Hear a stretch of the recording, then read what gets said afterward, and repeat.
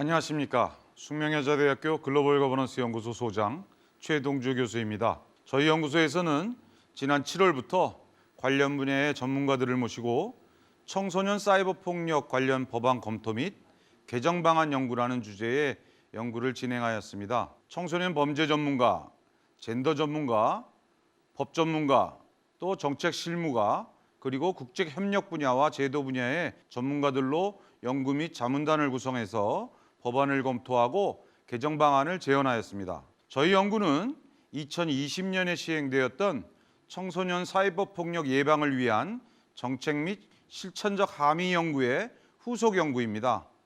청소년 사이버 폭력의 예방 및 지원을 위한 입법 개선 방안을 주제로 저희의 시사점을 제시하고자 진행되었습니다.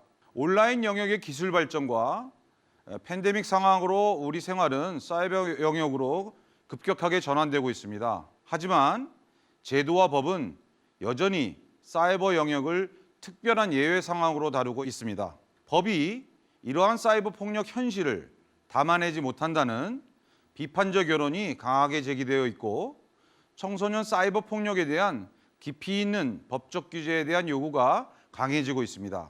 2021년 8월 24일 한국일보가 권인숙 더불어민주당 의원실을 통해서 입수한 교육부의 학생 자살 현황 자료를 보면 지난해 스스로 목숨을 끊은 학생은 모두 148명으로 평균 5일에 2명꼴로 생을 마감한 것으로 조사되었습니다. 하지만 실제로 법적 정비는 여전히 부족한 실정입니다.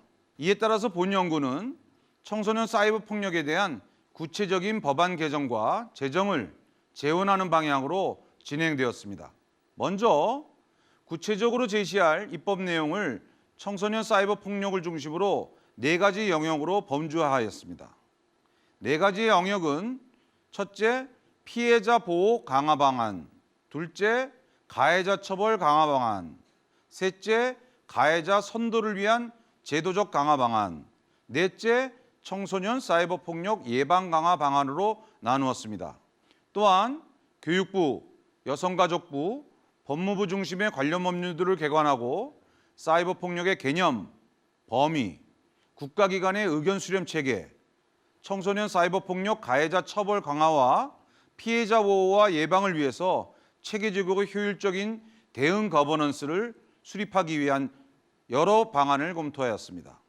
마지막으로 본 연구에는 청소년 사이버 폭력 대응 국제 네트워크 구축에 관한 제도와 입법도 제안하게 되었습니다. 헌법 제10조에 의해 모든 인간은 존엄과 가치를 지닙니다. 청소년도 천부인권의 예외가 아닐 것입니다.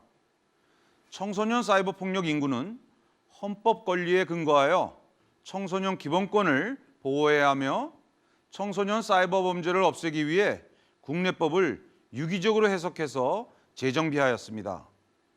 이에 따라서 저희 연구진이 국내 선행 연구들을 바탕으로 총 160개 청소년 사이버 폭력 관련 국내 법률 중에서 직접 관련성이 있는 23개의 법률을 추출하고 청소년 사이버 폭력 관련 방안을 검토한 후 개정 방안을 제시하였습니다.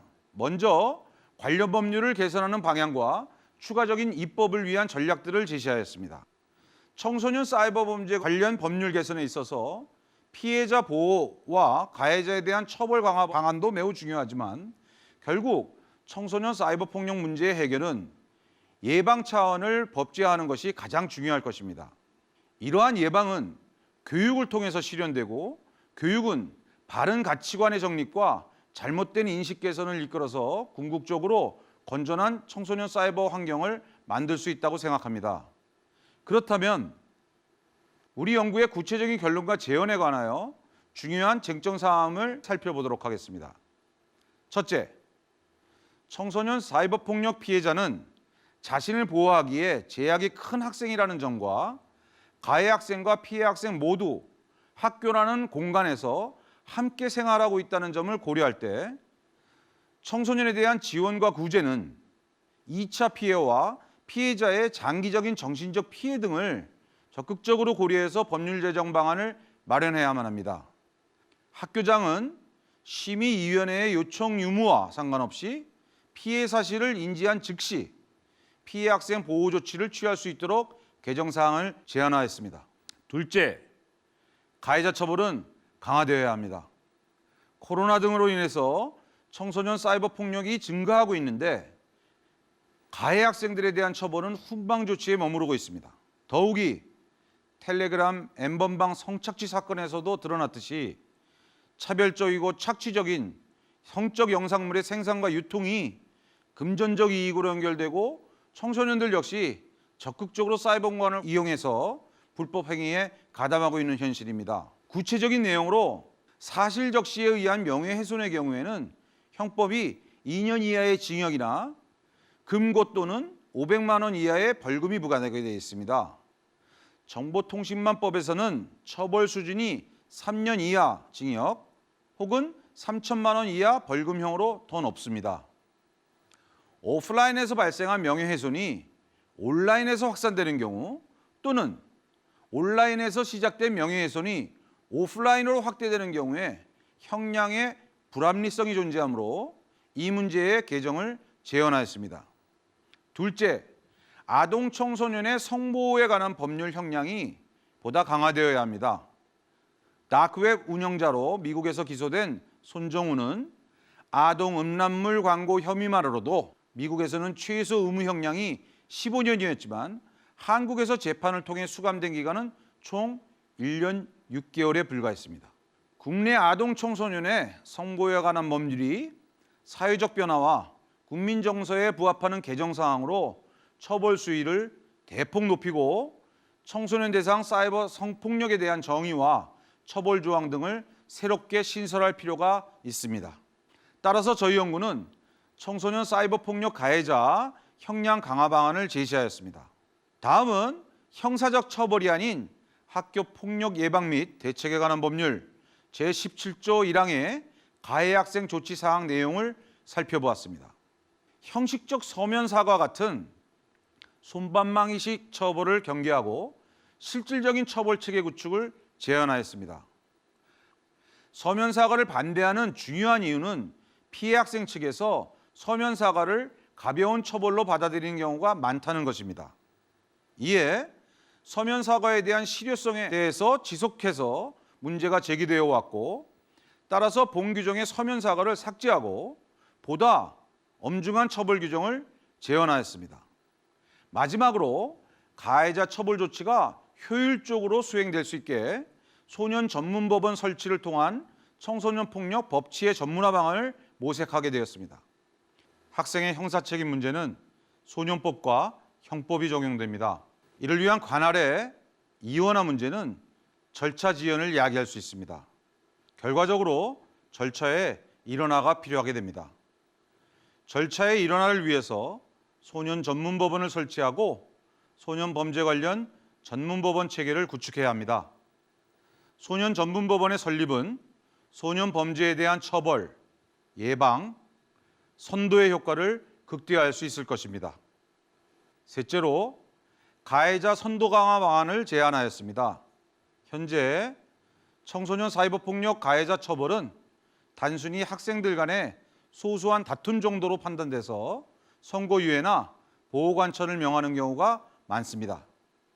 이에 경한 선도 방안을 경계하고 재범의 위험을 방지하고자 청소년 사이버 성폭력 관련 선도 규정을 강화하고자 하였습니다. 현재 청소년 성폭력 수강 명령 혹은 성폭력 치료 프로그램의 이수 명령 시간은 500시간의 범위 내로 상당히 부족한 시수가 규정되어 있습니다. 이에 따라서 본 연구는 성폭력 범죄의 처벌 등에 관한 특별법 제16조 제2항을 개정하여 500시간 이수 명령 시간을 확대하는 방안을 제언하였습니다. 넷째, 예방교육 강화 방안을 제시하였습니다.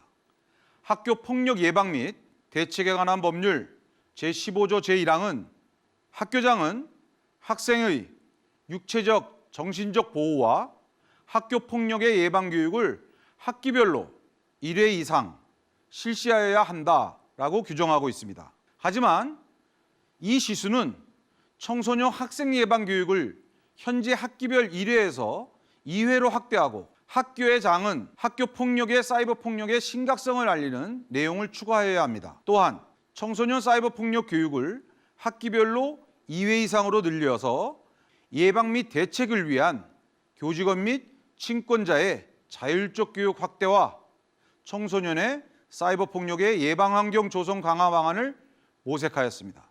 아울러 학교 폭력 관련 인력의 전문성 부재 문제를 지적하였습니다.